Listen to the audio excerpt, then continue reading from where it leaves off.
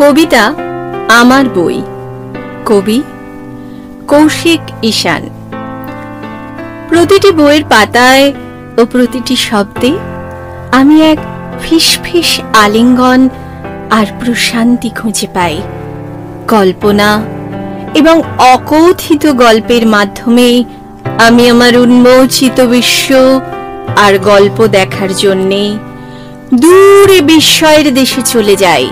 প্রতিটি পৃষ্ঠায় শব্দগুলি নাচছে, দৃশ্যগুলি যেন কথা বলছে।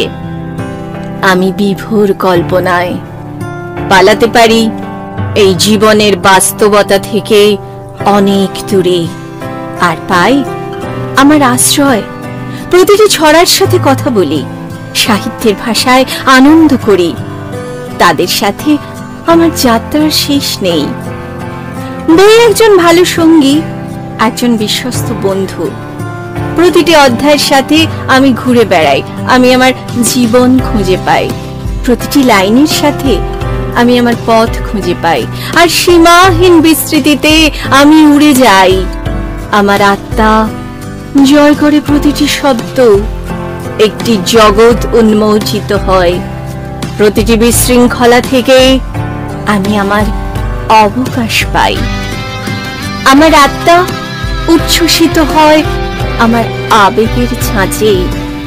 তাই প্রতিটি বইয়ের পাতায় ও প্রতিটি শব্দে, পড়ার অভয়ারণ্যে, প্রতিটি বর্ণনার গভীরে আমি আমার ঐশ্বরিক আশ্রয় খুঁজে পাই।